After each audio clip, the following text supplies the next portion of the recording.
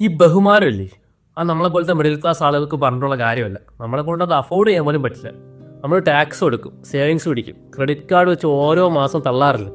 എവിടെന്നെങ്കിലും പലിശയ്ക്ക് കാശെടുക്കും, എന്നിട്ട് ഈ പലിശ കൊടുക്കാൻ വേണ്ടി വേറെ എവിടെന്നെങ്കിലും കാശുണ്ടാക്കും. ചുരുക്കി പറഞ്ഞാൽ നമ്മുടെ ജീവിതം ലോൺ അടച്ച് തീർക്കാനുള്ളതാണ്.